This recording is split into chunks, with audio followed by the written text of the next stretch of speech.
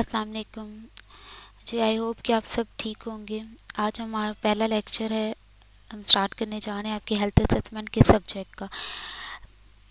First आपका unit आ जाता है जिसमें आप introduction to health assessment concept introduction to health assessment concept study करोगे कि हेल्थ असेसमेंट होती क्या है, इसकी टाइप्स क्या है और इसके अंदर क्या क्या चीज़ें आ जाती हैं जो आप कवर करोगे। सबसे पहले बात कर लेते हैं असेसमेंट की। Before knowing about the health assessment आपको पता होना चाहिए कि असेसमेंट क्या है। असेसमेंट की बात की जाए तो बेसिकली एक डेलिब्रेट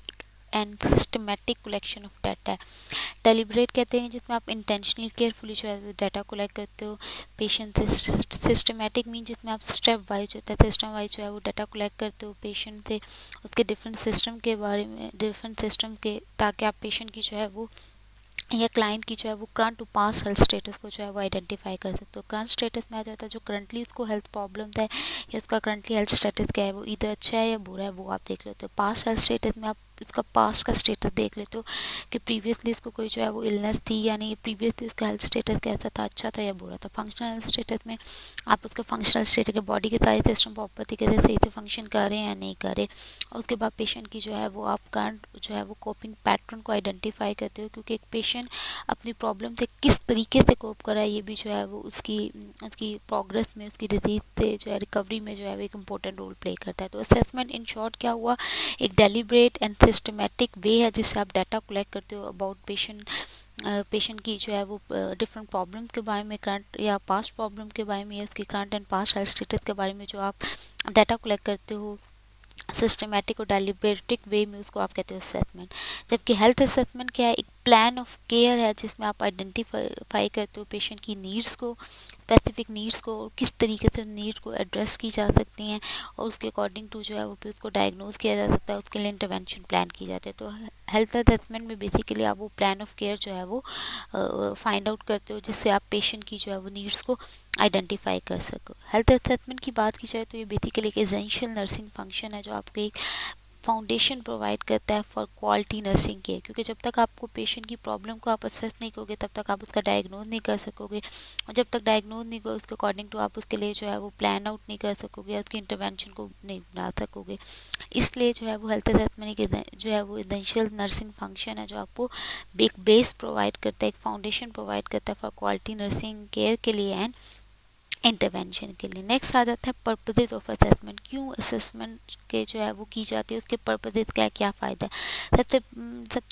जो पहला पर्पस आ जाता है कि आपको जो होता है थ्रू असेसमेंट पेशेंट के सब्जेक्टिव एंड ऑब्जेक्टिव डाटा का पता चल जाता है। आपको वो डाटा कलेक्ट करने में आसानी मिलती है, that is pertinent to patient health status यानी relevant to patient health status है। ऑब्जेक्टिव सब्जेक्ट डाटा में वो आता है जो आप जो आपको पर्सन बताता है, जैसे वो कहता है मुझे फलां जगह पेन हो रही है, आई फील डिजी, या मुझे हेडेक हो रही है, वो चीज़ें जो आपको पेशेंट बताता है। ऑब्जेक्टिव डाटा आ जाता है जिसको आप खुद ऑब्जर्व करते हो, जैसे कोई फेशियल एक्सप्रेशन में चेंज आ रहा है, वाइटल साइन में कोई चेंजेस आ रहा है, वो ऑब्जेक्टिव डाटा आता है। तो इन शॉर्ट थ्रू असेसमेंट आपको सब्जेक्टिव एंड ऑब्जेक्टिव डाटा का पता चलता है। सेकेंडली आप नॉर्मल से में से कितनी डेविएशन है उसको थ्रू असेसमेंट जो है वो आप फाइंड आउट कर लेते हो, यानी पहले उसके जो है वो एक बॉडी का सिस्टम जो है वो किस तरीके से फंक्शन का था और अब कैसे फंक्शन का, दोनों के दरमियान डेविएशन का है। फिर आपको पेशेंट की स्ट्रेंथ का आइडिया हो जाता है, उसकी लिमिटेशन का और कोपिंग रिसोर्सेज का जो है वो आपको आइडेंटिफाई होता है कि अगर पेशेंट को कोई प्रॉब्लम है तो उससे किस तरीके से कोप करता है। ठीक है, एक्चुअल पेशेंट की प्रॉब्लम क्या आप उसको पिन पॉइंट कर सकते हो थ्रू असेसमेंट को। वो फैक्टर, वो सारे फैक्टर जो जिसकी वजह से पेशेंट रिस्क पे हो सकता है या उसकी हेल्थ जो है वो रिस्क पे हो सकती है, आप उसको आइडेंटिफाई करते हो। जैसे फॉर एग्जांपल पेशेंट होता है जो है वो उसको जो है वो कोई हेल्थ प्रॉब्लम है, जैसे फॉर एग्जांपल पेशेंट को जो है वो जीआई प्रॉब्लम है, तो आप उसके लिए देखोगे कि इधर जो वाटर इनटेक कर रहा है वो कैसा है, क्लीन करके कर रहा है या नहीं, उसकी हेल्थ हाइजीन कैसी है, पेशेंट पर्सनल हाइजीन का ख्याल रख रहा है या नहीं कर रहा। वो सारी चीज़ें जो है वो आप उसके फैक्टर आइडेंटिफाई करते हो जो रिस्क हो, जिसकी वजह से जो होता है उसकी हेल्थ जो है वो रिस्क पे हो सकती है। फिर सबसे लास्ट में कहा जाता है कि थ्रू असेसमेंट आप पेशेंट और जो है आपके दिमाग में एक ट्रस्ट का जो है वो रिलेशनशिप बिल्ड अप करते हो, या एक ट्रस्ट का रिलेशनशिप जो है वो बिल्ट अप हो सकता है। तो ये कुछ पर्पजेज बताए गए बेसिकली कि असेसमेंट जो है वो क्यों की जाती है और उसके क्या क्या जो है वो आपके पास जो है वो पर्पजेज हैं। फिर आ जाता है types of assessment, important question जो आपको यूएचएस के पास पेपर में आ सकता है, जिसमें इनिशियल असेसमेंट आता है, फोकस और ऑनगोइंग असेसमेंट आती है, इमरजेंसी असेसमेंट आता है, टाइप लैब्स असेसमेंट आता है। यूएचएस में आपको क्वेश्चन इस तरीके से आ सकता है कि डिफाइन करें हेल्थ असेसमेंट को, उसकी जो है वो पर्पजेस बताएं या इनलिस्ट करें उसके टाइप्स को। सबसे पहले आता है इनिशियल असेसमेंट। अब नाम ही इसका इंडिकेट किया इनिशियल असेसमेंट। जैसे ही पेशेंट आता है तो आप सबसे पहले जो असेसमेंट करते हो वो इनिशियल असेसमेंट आती है। जैसे कोई पेशेंट आता है, आप उसका एडमिशन फॉर्म फिल करते हो, वो आ जाता है। फ़ायदा क्या देता है आपको इनिशियल असेसमेंट? आपको फ्यूचर में नेक्स्ट आपको कंपैरिजन में आसानी हो जाती है कि अच्छा जब पेशेंट आया तो उसकी इनिशियल असेसमेंट ये थी, अब ये क्या फाइंडिंग है, या अगर आपको पेशेंट को कहीं रेफ़र करना पड़ता है तो उसमें आपको ये हेल्प आउट करती है। फिर नेक्स्ट आती है ऑनगोइंग या फोकस असेसमेंट, जिसमें आप एक खास पर्टिकुलर प्रॉब्लम पे फोकस करते हो, या पेशेंट को जैसे जैसे मूव ऑन हो रहा है तो उस दौरान जो आप ऑनगोइंग जो आप वे में पेशेंट को असेस कर रहे हो तो वो ऑनगोइंग असेसमेंट आ जाता है, जिसमें आप पर्टिकुलर प्रॉब्लम को, कंसर्न को या सिम्टम पे जो है वो फोकस करते हो।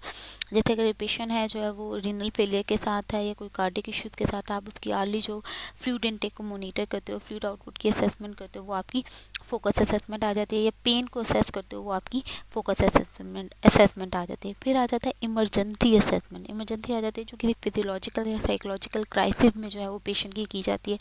जैसे पेशेंट को जो है एकदम होता है कोलैप्स कर गया, कार्डियक अरेस्ट में चला गया, आप उसकी एबीसी असेसमेंट करते हैं, एवे ब्रीदिंग एंड सर्कुलेशन को। या पेशेंट जो होता है कि हाइपोवोलेमिक शॉक में चला गया तो उस दौरान जो है वो आप असेसमेंट करते हो, वो आपकी इमरजेंसी असेसमेंट आ जाती है। ये पेशेंट अगर कोई डिप्रेशन के साथ, एंजाइटी या मूड डिसऑर्डर के साथ है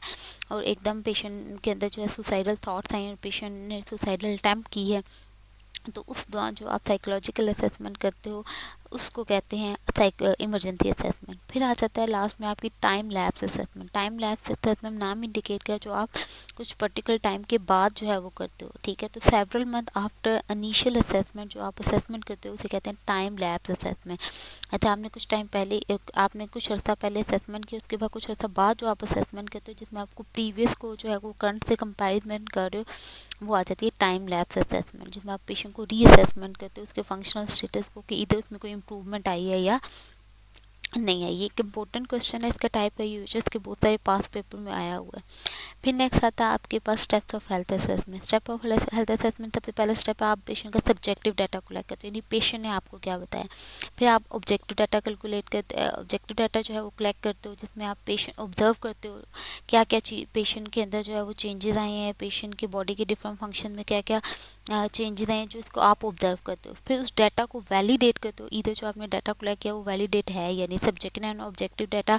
में जो है वो ऐसा तो नहीं है कि तजाद है दोनों में, सब्जेक्टिव डाटा कुछ ऑब्जेक्टिव डाटा कुछ है, वो आप देख लेते हो। और लास्ट में उस डाटा को आप प्रॉपर तरीके से डॉक्यूमेंट करते हो जो आपने थ्रू असेसमेंट जो है वो कलेक्ट किया होता है। सब्जेक्टिव डाटा जो है वो कलेक्ट करते हो आप थ्रू इंटरव्यू, जबकि ऑब्जेक्टिव डाटा आप कलेक्ट करते हो थ्रू फिजिकल एग्जामिनेशन। अब जो आपने सब्जेक्टिव डाटा उसमें इंटरव्यू, आपने हेल्थ हिस्ट्री के थ्रू आपने इंटरव्यू पेशेंट का लिया, आप उसे डाटा कलेक्ट कर लेते हो, जबकि ऑब्जेक्टिव डाटा में आप फिजिकल एग्जामिनेशन परफॉर्म करते हो। वो कैसे परफॉर्म करते हैं वो आगे हम जो है वो नेक्स्ट देख लेते हैं। 3 मेथड्स बताए हुए असेसमेंट के। एक सबसे पहले आता है ऑब्जर्वेशन, जिसमें आप ऑब्जर्व करके डाटा कलेक्ट करते हो। सेकंड में इंटरव्यू, जिसमें हेल्थ हिस्ट्री आ जाता है। और लास्ट में आपकी एग्जामिंग या फिजिकल एग्जामिनेशन आता है, जिसमें आप जो है वो फिजिकली पेशेंट को एग्जामिन करके जो है वो डाटा कलेक्ट करते हो।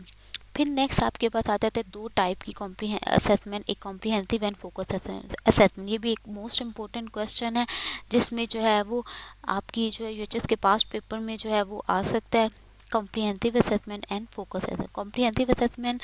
अब नाम ही इंडिकेट करा कॉम्प्रिहेंसिव यानी इन डिटेल जो आप असेसमेंट करते हो। कॉम्प्रिहेंसिव असेसमेंट में हेड टू टू असेसमेंट आपकी आ जाती है। कोई भी न्यू पेशेंट आता है उसकी जो आप असेसमेंट करते हो वो आपकी कॉम्प्रिहेंसिव असेसमेंट आ जाती है। ये असेसमेंट आपको एक फंडामेंटल पर्सनलाइज नॉलेज प्रोवाइड करती है पेशेंट के बारे में। थ्रू दिस असेसमेंट क्लाइंट का और जो एक हेल्थ केयर प्रोफेशनल के दरमियान का रिलेशनशिप जो है वो स्ट्रॉन्ग होता है। ट्रस्ट रिलेशनशिप दोनों के दरमियान बिल्टअप होता है। थ्रू कॉम्प्रिहेंसिव असेसमेंट आप पेशेंट की जो मेन फिजिकल प्रॉब्लम्स हैं उनको आइडेंटिफाई कर सकते हो, उनकी जो कॉजेज हैं उनको आइडेंटिफाई कर सकते हो, क्योंकि इसमें आप इन डिटेल पेशेंट को असेस करते हो, हेड टू असेस करते हो, ठीक है। आपको एक बेसलाइन डाटा मिल जाता है फ्यूचर असेसमेंट के लिए। थ्रू कॉम्प्रिहेंसिव असेसमेंट आपको एक प्लेटफॉर्म मिलता है, आप क्रिएट कर सकते हो कि जिस पे आप पेशेंट को एजुकेट कर सकते हैं। अब आपने जब पेशेंट की डिटेल लेती की है तो जिस सिस्टम के लिए आते हैं आपको प्रॉब्लम नजर आएगा, आप उसके लिए आते पेशेंट को एजुकेट कर सकते हो। जिस एरिया में आपको लगा है कि ये सिस्टम प्रॉपर तरीके से फंक्शन नहीं कर रहा और वहाँ आपको लगा है जहाँ जहाँ पेशेंट को एजुकेट करने की ज़रूरत है वो आप कर लेते हो। जैसे आपको लगता है कि पेशेंट को रिस्क है इन फ्यूचर कि उसको डायबिटीज़ हो सकती है या हाइपरटेंशन का, तो आप उसके हाथ से जो है वो, या आपको लग रहा है कि उसको फैमिली हिस्ट्री में जो है डायबिटीज़ हाइपरटेंशन है तो उसके साथ आप पेशेंट को एजुकेट कर देते हो, उसकी काउंसलिंग कर देते हो। फिर साथ आ जाता है फोकस असेसमेंट। फोकस असेसमेंट नाम में इंडिकेट कर रहा है कि आप जो है वो फोकस असेसमेंट में जो है वो पर्टिकुलर प्रॉब्लम पे जो है वो फोकस करके जो है वो पर्टिकुलर प्रॉब्लम फोकस करते हो। और इसमें जो ऑलरेडी आपके इस्टेब्लिश पेशेंट होते हैं आप उनकी जो है वो ये असेसमेंट करते हो। इसमें जो है वो आप डिफरेंट जो है वो एग्जामिनेशन मेथड्स यूज़ करके जो है पेशेंट की करंट प्रॉब्लम्स को जो है वो असेस करते हो। उसके बाद नेक्स्ट आपके पास डिफरेंट आता है subjective and objective data. Subjective data वो जिसमें आप जो है जो सब्जेक्ट जो आपको पर्सन बताता है, ठीक है, जैसे मैंने प्रीवियस से भी बात की थी, जैसे पेशेंट अगर उसको कहता है उसको पेन हो रही है, ठीक है, ये वो कह रहा है कि I feel like elephant is sitting on my chest. अब इस तरह की जो है डिस्क्रिप्शन जो आपको पेशेंट दे रहा है वो आ जाता है सब्जेक्टिव डाटा में। ऑब्जेक्टिव डाटा जो आप खुद ऑब्जर्व करते हैं, उसके वाइटल साइन में अगर कोई चेंज आ रहा है, जैसे कि आप ये डायग्राम में देख सकते हो, अगर पेशेंट ने जैसे फील डिजी या पेशेंट रिपोर्ट करता है कि हम फॉलिंग डाउन, रिपोर्ट करता है कि वो स्टेयर से जो है फॉल हो गया था, ये सारा सब्जेक्टिव डाटा में आता है। जबकि ऑब्जेक्टिव डाटा में उसके वाइटल साइन में कोई चेंजेस या उसको जो है वो ब्लीडिंग वगैरह कोई हो रही है जिसको आपने नोट किया है नोज से या एक्सट्रीमिटी से, तो वो आ जाता है ऑब्जेक्टिव डाटा में। फिर उसके बाद मोस्ट इम्पोर्टेंट आपका फर्स्ट यूनिट का जो आ जाता है question 7 component comprehensive adult health. अभी तक हमने जो पढ़ा उसमें यूएचएस के एग्जाम के लिए आते जो इंपॉर्टेंट क्वेश्चन है, एक सबसे पहले के असेसमेंट को डिफाइन करना, फिर उसकी टाइप्स जो है इंपॉर्टेंट है अब पूछी जा सकती हैं उसके पर्पजेज, और सेकेंडली ये क्वेश्चन के component of comprehensive adult health. 7 component जो है वो यहाँ पे बताए गए हैं कॉम्प्रिहेंसिव अडल्ट हेल्थ हिस्ट्री के। पहला आ जाता है आपके पास आइडेंटिफाइंग द जो है वो data and source of health history, reliability. Second chief complaint, present illness, past history, family history, personal social history and review of system. जो सबसे पहले आइडेंटिफाइड डाटा इसमें जो मेन बेसिक बायो डाटा है, patient की एज क्या है, name क्या है, आप जेंडर क्या है, वो आप उसको जो है वो देखते हो कि उस लिहाज से जो है वो आप करते हो, उसका मैरिटल स्टेटस क्या है, ऑक्यूपेशन पूछ देते हो। सोर्स ऑफ हिस्ट्री में आप देखते हो कि वो आपने डाटा कहाँ से कलेक्ट किया है, इधर उसका प्राइमरी सोर्स है या सेकेंडरी से, यानी पेशेंट ने आपको खुद बताया, किसी फैमिली मेम्बर ने बताया या किसी फ्रेंड से आपने डाटा कलेक्ट किया है, या आपके पास कोई लेटर ऑफ रेफरल था या कोई उसका प्रीवियस मेडिकल रिकॉर्ड है, आपने उससे जो है वो डाटा को जो है वो कलेक्ट किया। सोर्स ऑफ हिस्ट्री के बाद आप जाता है आपके पास रिलायबिलिटी, कि आपने जो डाटा कलेक्ट किया वो इधर रिलायबल है या नहीं। अब एक साइकेट्रिक पेशेंट अगर आपको कोई डाटा देता है तो आप उसकी रिलायबिलिटी पे थोड़ा सा क्वेश्चन मार्क होता है कि इधर पेशेंट मेंटली फिट भी है कि वो आपको जो बता रहा है वो ठीक है या नहीं है। तो इसलिए आते आप उसकी मेमोरी, ट्रस्ट या मूड के लिहाज से देख लेते हो कि जो डाटा है वो रिलायबल है या नहीं है। सेकेंड आपका जो कंपोनेंट आ जाता है, फर्स्ट हमने identifying data and source of history and reliability देखा था। सेकेंड आ जाता है चीफ कंप्लेन, यानी पेशेंट को वो जो मेन प्रॉब्लम या मोर कॉमन सिम्टम या कंसर्न या प्रॉब्लम जिनके साथ पेशेंट जो है वो हॉस्पिटल तशरीफ लाया होता है वो आप पूछ लेते हो। प्रेजेंट इलनेस में आप उस चीफ कंप्लेंट को इन डिटेल जो है वो असेस कर लेते हो कि फॉर एग्जांपल सपोज वो कहता है कि मुझे वॉमिट हो रही है, तो वो वॉमिट उसको कब से हो रही है, कितनी हो रही है, उसके अगर वॉमिट का कलर क्या है, नंबर ऑफ एपिसोड उसके क्या है, वो आप सारा देख लेते हो। उसके साथ कोई एसोसिएटेड सिम्टम तो नहीं, या क्या चीज़ है जिसने जो है वो वॉमिट को जो है वो एग्रीवेट करवाया, वो आप पूछ लेते हो। पेशेंट की जो उस इलनेस से रिलेटेड थॉट्स एंड फीलिंग है आप उसको जो है वो आस्क कर लेते हो। और फिर उसके बाद लास्ट में आ जाता है पेशेंट की मेडिकेशन, आ जाता है कि उसको प्रीवियसली कोई मेडिसिन तो नहीं ले रहा, कोई एलर्जी वगैरह तो नहीं है, कोई हैबिट ऑफ स्मोकिंग वगैरह उस लिहाज से जो है वो, या अल्कोहल वगैरह पेशेंट तो नहीं ले रहा, वो आप जो है वो पूछ लेते हो। फिर उसके बाद नेक्स्ट आ जाता है आपके पास प्रेजेंट इलनेस के बाद जो है वो नेक्स्ट आपने जो है वो पेशेंट को जो है वो देखोगे कि उसकी जो है पास्ट हिस्ट्री आपने जो है वो देख लेनी है। पास्ट हिस्ट्री में कोई तो चाइल्डहुड इलनेस तो नहीं है, पेशेंट को कोई मेडिकल, सर्जिकल, गायनेकोलॉजी या कोई साइकेट्रिक उसकी जो कोई इलनेस तो नहीं है। अगर उसकी कोई हिस्ट्री है वो आप देख लेते हो, गायनी का कोई इशू है, कोई सर्जरी तो नहीं हुई प्रीवियस, उसको देख लेते हो। पेशेंट के जितनी भी वैक्सीनेशन है या इम्यूनाइजेशन स्टेटस है वो उसका क्लियर है, कोई स्क्रीनिंग टेस्ट वगैरह अगर हुए तो आप वो देख लेते हो। लाइफस्टाइल उसके इश्यूज़ क्या है, सेडेंट्री है या लाइफस्टाइल है या एक्टिव है, उसकी लाइफस्टाइल किस तरह का लाइफस्टाइल है, वो आप देख लेते हो ताकि आपको प्लान इंटरवेंशन को प्लान आउट करने में जो है वो ईजी हो जाए। फैमिली हिस्ट्री में जो है वो आप देख लेते हो कि पेशेंट को जो है कि फैमिली पेशेंट को जो है वो कोई पर्टिकुलर फैमिली हिस्ट्री में जो है वो आप देख लेते हो कि पेरेंट्स के जो पेशेंट के जो है वो पेरेंट्स को, उसके ग्रैंड पेरेंट्स को, सिबलिंग में कोई इलनेस तो नहीं थी, जैसे कोई डायबिटीज़, हाइपरटेंशन या कोई और जो है वो इलनेस तो नहीं थी, आप उसके क्रोमोसोमल कोई डिसऑर्डर वगैरह तो नहीं है, कोई ऐसी जो है वो इलनेस जो फैमिली टू फैमिली रन कर रही हो वो आप जो है वो देख लेते हो। नेक्स्ट फिर आ जाते हैं पर्सनल सोशल हिस्ट्री, जिसमें पेशेंट का आप एजुकेशनल लेवल को असेस कर लेते हो। आपको ईजी हो जाता है कि आपने किस तरीके से पेशेंट की काउंसलिंग करनी है या उसको किस लेवल पर जाके उसकी जो है वो हेल्थ एजुकेशन करनी है अकॉर्डिंग टू पेशेंट जो है वो हेल्थ एजुकेशनल लेवल, मतलब फैमिली ओरिजिन देख लेना है, करंट उसके हाउस होल्ड या जो पेशेंट की पर्सनल इंटरेस्ट है, लाइफ स्टाइल उसको देख लेनी है। जैसे सपोज अगर आप पेशेंट को डाइट प्लान बना के दे रहे हो तो उसके साथ आप पेशेंट की उसकी इंटरेस्ट या लाइफ स्टाइल देख लेते हो, पेशेंट से पूछ लेते हो, उसके अकॉर्डिंग टू जो है वो आप उसका डाइट प्लान जो है वो बना देते हो। रिव्यू ऑफ सिस्टम में जो है वो आप हर सिस्टम को जो है वो रिव्यू करते हो कि उसके अंदर जो है वो कुछ पर्टिकुलर जो सिम्टम्स हैं या प्रॉब्लम है वो प्रेजेंट तो नहीं है, उनको जो है उसके अकॉर्डिंग टू डॉक्यूमेंट कर लेते हैं। सबसे पहले जर्नल असेसमेंट आ जाता है। जर्नल जो है वो सर्वे आ जाता है जिसमें आप पेशेंट का ओवरऑल वेट वगैरह देख लेते हो, रिसेंट उसके वेट में कोई चेंजेस तो नहीं है, ऐसा तो नहीं पहले कपड़े उसको बहुत ज़्यादा फिट थे अब लूज़ हो गए हैं, कोई वीकनेस तो नहीं है, पेशेंट कोई फटीग है, फीवर तो नहीं है। स्किन में आप देख लेते हो पेशेंट की ओवरऑल स्किन पे कोई रैश तो नहीं है, कोई लम्प्स वगैरह तो नहीं है, या कोई सोर्स वगैरह तो नहीं है, कहीं इचिंग तो नहीं है, पेशेंट को स्किन उसकी दोस्त ज़्यादा ड्राई तो नहीं हुई जो हाइपोथायरॉयडिज्म को शो कर सकती है, कोई स्किन में कलर में कोई चेंजेस वगैरह तो नहीं है, नेल में कोई इसके नेल जो है वो ब्लूश तो नहीं हो गए, कहीं एक ऑल ऑफ सडन हो जाते पिंक तो नहीं, सॉरी पेल तो नहीं हो जाते, या नेल पे कोई जो है वो पिटिंग वगैरह तो नहीं है, वो आप जो है वो, या वाइटिश डिस्कलरेशन तो नहीं है, वो आप देख लेते हो। इसके अलावा अगर स्किन पे जो है कोई मोल प्रेजेंट है तो उसका इधर कलर एंड साइज सेम रहता है, उसमें कोई चेंजेस वगैरह आए हैं, क्योंकि अगर तो उसका कलर और साइज सेम है तो दिस मीन कि वो मोल बिनाइन है, लेकिन अगर उसके कलर में कोई चेंजेस आए तो वो मिलिग्नेंसी को शो करता है। फिर नेक्स्ट आ जाता है आपके पास हीट असेसमेंट। आपको क्वेश्चन भी आ सकता है शॉर्ट के ब्रीफली डिस्कस द हीट, ठीक है, what do you know about heat, तो आपको पता होना चाहिए कि हीट में जो है वो क्या आ जाता है। हीट में head, eyes, ear, nose and throat की बेसिकली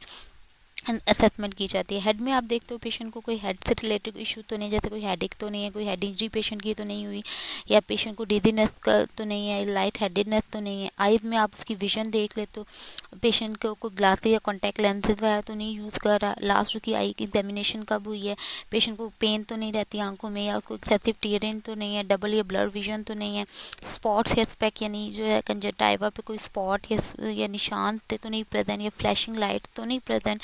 वो आप देख लेते हो। ग्लैकोमा या कैटारेक्ट तो नहीं है, कैटारेक्ट कहते हैं वाइट मोतिया को, जिसमें जो है वो ये वाइटिश सी जो है वो, ये आप जैसे आई में जो है वो देख सकते हो, उसमें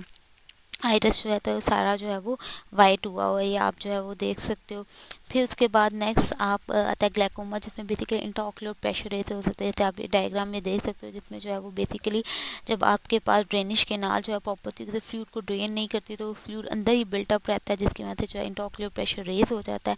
जिसकी वजह से पेशेंट को प्रोविजन में जो है वो प्रॉब्लम हो सकती है। बेसिकली जब इंट्राओक्यूलर प्रेशर मजीद रेज होगा तो ये ऑप्टिक नर्व को डैमेज कर सकता है, जिसकी वजह से उसकी प्रोविजन लॉस हो सकती है। ईयर में आप पेशेंट की हेयरिंग को देखते हो, पेशेंट को हेयरिंग लॉस तो नहीं है, कोई उसको टिनाइटस यानी आवाज़ें तो नहीं सुनाई दे, चक्कर वगैरह तो नहीं पेशेंट को आते, कोई कानों में दर्द, कोई इन्फेक्शन, कोई डिस्चार्ज वगैरह तो नहीं है, पेशेंट कोई हेयरिंग एड्स तो नहीं यूज़ करा, या ऐसा तो नहीं कि उसकी हेयरिंग वगैरह डिक्रीज हो रही है। नोज़ एंड साइनसेस में जो है पेशेंट को आप देख लेते हो फ्रीक्वेंट कोल्ड फ्लू वगैरह तो नहीं रहता, कोई नेजल स्टिफनेस तो नहीं है, या वहाँ से कोई डिस्चार्ज वगैरह तो नहीं है, इचिंग तो नहीं है, कोई हे फीवर तो नहीं है, सॉर थ्रोट वगैरह तो नहीं है, पेशेंट को नोज ब्लीड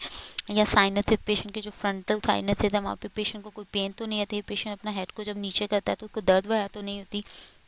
जो साइनस के इन्फेक्शन को शो करता है वो आप वो लिख लेते हैं। थ्रॉट में आप पेशेंट की ओवरऑल उसकी जो है वो थ्रॉट माउथ एंड फैंस की कंडीशन को देख लेते हो, उसके टीथ को गम को देख लेते हो, वहाँ को इन्फेक्शन तो नहीं हुआ, तो कोई जो है वो गम का इन्फेक्शन तो नहीं, ब्लीडिंग गम तो नहीं, डेंचर तो नहीं पेशेंट यूज़ कर रहा, या अगर डेंचर यूज़ कर रहा है प्रॉपर तरीके से फिट है या नहीं, इसकी लास्ट डेंटल एग्जामिनेशन कब हुई है वो आप पूछ लेते हो। टंग सोर तो नहीं है, माउथ ड्राई तो नहीं है, या पेशेंट को फ्रीक्वेंट सोर थ्रॉट तो नहीं रहता, या उसकी आवाज़ में कोई हॉर्सनेस तो नहीं है, वो आप सारी चीज़ें देख लेते हो। नेक्स्ट आपके पास आता है नेक, जिसमें आप पेशेंट का नेक देख लेते हो कि नेक उसकी जो है वो स्वॉलन तो नहीं है, जो इनलार्ज थायराइड ग्लैंड को शो करता है, जैसे कि ग्वाइटर वगैरह तो नहीं है, कोई लम्ब पेन या स्टिफनेस तो नहीं है नेक में, नेक की जो है वो राइट लेफ्ट मूव करवा के अप डाउन मूव करवा के आप चेक कर पूछ लेते हो। ब्रेस्ट को में जो है वो आप देख लेते हो पेशेंट को लंप पेन तो नहीं है, पेशेंट को ड्यूरिंग फिजिकल एग्जामिनेशन पेशेंट को पेन वगैरह तो फील नहीं होती, या पेशेंट वैसे तो पेन की कंप्लेन नहीं कर रहा, या डिस्कम्फर्ट तो नहीं है, निप्पल से कोई डिस्चार्ज वगैरह तो नहीं है, या सेल्फ एग्जामिनेशन प्रैक्टिस के बारे में पूछ लेते हैं कि पेशेंट ने कभी सेल्फ एग्जामिनेशन की है या नहीं की। रेस्पिरेटरी असेसमेंट में पेशेंट का आप पूछ लेते हो उससे कोई कफ है तो नहीं है, अगर कफ है तो वो कफ ड्राई है या विद स्पूटम है, अगर स्पूटम है तो उसका कलर क्वांटिटी क्या है, हीमोपेटाइसिस तो नहीं है यानी ब्लड में कफ के साथ ब्लड तो नहीं आता, शॉर्ट डिस्कनिया यानी शॉर्ट लेने सांस लेने में मुश्किल पेश तो नहीं आती, ड्यूरिंग जब ब्रीदिंग कोई आवाज़ यानी वीजिंग वी साउंड जो है नॉर्मल ब्रेथ साउंड है वो तो नहीं सुनाई देती पेशेंट को, या आप आपको तो सुनाई नहीं दे रही, आप वो नोट डाउन कर लेते हो। प्लूराइसी पस तो नहीं है उसके जो है वो एक्सरे अगर आप देखते हो तो उसमें आपको जो है वो एक्सरे क्लियर है या नहीं है, ठीक है, वो कोई प्लूराइसी तो नहीं शो करा, वो आप जो है वो देख लेते हो। कार्डियोवास्कुलर सिस्टम में जब आप असेस करते हो, आप पेशेंट का ब्लड प्रेशर देख लेते हो, हाई ब्लड प्रेशर तो नहीं है पेशेंट को, रूमेटिक फीवर वगैरह तो नहीं है पेशेंट को, हार्ट मर्मर्स जो है अब नॉर्मल हार्ट साउंड वो तो नहीं है पेशेंट को, चेस्ट पेन कोई डिस्कम्फर्ट वगैरह तो नहीं है, पल्पिटेशन तो नहीं है, पल्पिटेशन हार्ट बीट तेज़ हो जाती है पेशेंट को, वो तो नहीं होती जैसे ड्यूरिंग वाइवा बच्चों को जो है वो अक्सर पल्पिटेशन हो जाती है, वो आप पेशेंट से पूछ लेते हो। सांस लेने में पेशेंट को मुश्किल पेश तो नहीं आती, डिस्नी ऑर्थोपिया, जब पेशेंट सीधा लेटा है उधर उसको सांस उखड़ता तो नहीं है। प्रोक्सिमल नॉक्टर्नल धीरे धीरे, प्रोक्सिमल कहते हैं सडन, नॉक्टर्नल कहते हैं नाइट टाइम, रात के टाइम उसको सांस लेने में मुश्किल पेश तो नहीं आती, एडीमा है तो नहीं है एक्सट्रीमिटीज में, पेशेंट के जो प्रीवियस ईसीजी है वो बिल्कुल ठीक है, उसमें कोई प्रॉब्लम तो नहीं, पेशेंट ने कोई कार्डियोवास्कुलर टेस्ट इन टॉप आई वगैरह तो नहीं करवाया, अगर करवाया हुआ है तो उसका क्या स्टेटस है, वो नॉर्मल है उनकी वैल्यू या नहीं, वो आपने देख लेनी है। जीआई में आप पेशेंट से देख रहे हो तो उसको कोई ट्रबल तो नहीं हो रही, स्वॉल्विंग में हार्ट बर्न तो नहीं, कोई एपिटाइट उसकी नॉर्मल है या नहीं, कोई नोज़िया वॉमिट तो नहीं है, कोई उसको डायरिया कॉन्स्टिपेशन वगैरह तो नहीं है, ब्लैक या टेरी स्टूल तो नहीं है उसको जो जीआई ब्लीड को शो करता है, रेक्टल ब्लीडिंग तो नहीं है, या डेफिकेशन करना पेशेंट को पेन तो नहीं होती, एब्डोमिनल पेन तो नहीं है, पेशेंट ऐसा तो नहीं कि पेशेंट कुछ खाता है तो फ़ौरन से उसको वॉमिट या डायरिया हो जाता है, वो आपने पूछ लेना। एक्सेसिव बेल्चिंग या हर वक्त से ब्लॉटिंग तो नहीं फील होती है, तो उसका एब्डोमिन डिस्टेंडेड है, पेशेंट की जो ओवरऑल पेल तो नहीं है, यानी जॉन्डिस वगैरह तो नहीं है, उसको गॉल ब्लैडर हेपेटाइटिस का कोई प्रॉब्लम तो नहीं है, ये आपने जीआई के में की सिम्टम में जो है वो जीआई की जो है वो सिम्टम असेस कर लेना है। फिर नेक्स्ट आ जाता है आपके पास पेरिफेरल वास्कुलर सिस्टम, जिसमें हमने देख लेना है पेशेंट को इंटरमिटेंट क्लाउडिकेशन तो नहीं है, इंटरमिटेंट क्लाउडिकेशन है क्रैम्पी पेन को, बेसिकली अगर जो पेशेंट की वेसल्स हैं अगर उनमें जो है वो ऑब्स्ट्रक्शन है कोई ड्यू टू कोलेस्ट्रॉल डेपोजिशन की वजह से, अगर वो वहाँ ब्लॉकेज आई हुई है, कोई ऑब्स्ट्रक्शन आई तो उसकी वजह से जो है जब ब्लड के फ्लो में वहाँ रुकावट आएगी, जिसकी वजह से पेशेंट जब कोई एक्सरसाइज करता है तो उस दौरान पेशेंट को जो है वो क्रैम्पी पेन होती है लेग में, उसे कहते हैं इंटरमिटेंट क्लाउडिकेशन, जैसे कि आप ये डायग्राम में देख सकते हो। आपने वो देख लेना है लेग में पेशेंट को फ्रीक्वेंटली क्रैम्प तो नहीं रहते, कोई वेरिकोज वेन तो नहीं है, वेरिकोज वेन कहते हैं ब्लू स्वॉलन या इनलार्ज वेन को या ट्विस्टिंग वेन को, जिसमें आप ये डायग्राम में देख सकते हैं बेसिकली ब्लूश या डार्क पर्पल जो है वो अपीयर होती हैं। ये होती क्यों है, बेसिकली जो जब नॉर्मल जो वेन के अंदर वॉल्व हैं जो बैक फ्लो को ब्लड को प्रिवेंट करते हैं, बेसिकली अगर वो वॉल्व फॉल्टी हो जाए तो उसकी वजह से बैक ब्लड जो है वो फ्लो करता है, जिसकी वजह से ये इस तरीके की जो है वेन जो है वो आपको इनलार्ज स्वॉलन नज़र आएंगी, उसको कहते हैं वेरिकोज वेन, वो आपने असेस कर लेना है। कोई पास में क्लॉट तो नहीं था वेन में, ठीक है, कोई स्वेलिंग तो नहीं है काफ एरिया में, जैसे कि आप ये डायग्राम में देख सकते हैं दिखाई हुई है, लेग में फीट में कोई स्वेलिंग तो नहीं, वो देख लेना है। फिंगर टिप्स या टो का कलर तो नहीं चेंज होता, जैसे ही वेदर में कोई चेंज आता है, या वहाँ पे कोई रेडनेस या टेंडरनेस तो नहीं प्रेजेंट, ठीक है, विद स्वेलिंग के साथ आपने वो देख लेना है। फिर नेक्स्ट आता है यूरिनरी सिस्टम, यूरिनरी सिस्टम में पेशेंट से पूछ लेना है कि उसके यूरिनेशन की फ्रिक्वेंसी कैसी है, पेशेंट को ऐसा तो नहीं पोलीयूरिया जरूरत से ज़्यादा यूरिन आ रहा है, रात में यूरिन ज़्यादा आ रहा है तो हर वक्त जरूरत अर्जेंसी फील होती है कि अभी जो है वो ब्लैडर उसका ब्रस्ट होने वाला है, या उसको बर्निंग या पेनफुल सेंसेशन तो नहीं होती ड्यूरिंग यूरिनेशन, ब्लड यूरिन में ब्लड तो नहीं आ रहा, या कोई यूरिनरी ट्रैक इन्फेक्शन तो नहीं है, या फ्लैंक एरिया में किडनी जहाँ पे प्रेजेंट है उस एरिया में पेन तो नहीं होती, पेशेंट को कोई स्टोन तो नहीं है, अल्ट्रासाउंड करवाया है उसमें देखा गया है, या कोई कॉलिक या सुप्रा प्यूबिक एरिया में पेन तो नहीं है, यूरिथ्रल या सुप्रा प्यूबिक एरिया में, आप सुप्रा प्यूबिक एरिया जो है वो ये आप देख सकते हो, ठीक है, ये इस एरिया में। फिर उसके अलावा पेशेंट को कोई यूरिन इनकॉन्टिनेंस तो नहीं है कि जो है वो बार बार उसको जो है वो यूरिन पास करने की अर्ज फील हो रही है, या मेल्स में जो है वो यूरिन का जो है वो कैलिबर जो है वो या फोर्स ऑफ यूरिनरी स्ट्रीम वो कम तो नहीं हुई, कोई हेजिटेंसी तो नहीं है, ड्रिबलिंग यानी कतरा कतरा करके यूरिन तो नहीं आता, वो आप देख लेते हो। फिर उसके बाद नेक्स्ट आपको जो है वो जेनिटल आ जाता है, जेनिटल में मेल फीमेल की आपने जो है वो जेनिटल एग्जामिनेशन कर लेनी, उसमें देख लेना मेल्स में कोई जो है वो हर्निया वगैरह, फिमोरल हर्निया, इंग्वाइनल हर्निया वगैरह तो नहीं है, कोई पीनस के अराउंड जो है कोई सोरनेस है, वहाँ से कोई नॉर्मल डिस्चार्ज तो नहीं है प्रेजेंट है, कोई टेस्टिकुलर पेन या मैसेज वगैरह तो नहीं प्रेजेंट, सक्रूटल पेन या स्वेलिंग तो नहीं है, कोई सेक्सुअली ट्रांसमिटेड इन्फेक्शन तो नहीं है, या पेशेंट्स के लिए ट्रीटमेंट तो नहीं ले रहा, वो देख लें। इतना फीमेल में जो है वो मेंस्ट्रुएशन से रिलेटेड सारी हिस्ट्री जो है वो एज एट द मेनॉर्की वो पूछ लें, लेनी है। ड्यूरिंग मेंस्ट्रुएशन जो है उसमें जो है पीरियड्स की रेगुलरिटी, फ्रिक्वेंसी एंड ड्यूरेशन वो असेस कर लेनी है। ब्लीडिंग को असेस कर लेना, कम ज़्यादा तो नहीं है, नॉर्मल है या नहीं है, कोई पेशेंट को पेन तो नहीं होती, लास्ट का जो है लंपी मेंस्ट्रुअल पीरियड उसकी डेट, कोई डिस्मेनोरिया तो नहीं है ड्यूरिंग मेंस्ट्रुएशन, पेन तो नहीं है, या प्री मेंस्ट्रुअल कोई जो है वो पेशेंट को सिम्टम्स तो नहीं है, यानी या कोई डिस्टर्बेंस वगैरह तो नहीं होती, वो आपने पेशेंट से जो है वो पूछ लेनी है। फीमेल पेशेंट थे, एज एट मेनोपॉज, वो मेनोपॉजल सिम्टम या पोस्ट मेनोपॉजल ब्लीडिंग में है उसके बारे में डाटा कलेक्ट कर लेना। अगर पेशेंट जो है वो मेनोपॉजल एज में है तो उससे वजाइनल इन्फेक्शन वगैरह तो नहीं है, कोई वजाइनल डिस्चार्ज, इटिंग या सोरनेस तो नहीं है, वहाँ कोई लंप तो नहीं है, या कोई सेक्सुअली ट्रांसमिटेड इन्फेक्शन तो नहीं है, या फीमेल पेशेंट उसकी कोई ट्रीटमेंट तो नहीं ले, वो आप पूछ लेंगे। इसी तरह जो है गायनेकोलॉजिकल हिस्ट्री में आप पेशेंट से पूछ लेते हैं नंबर ऑफ प्रेगनेंसी क्या है,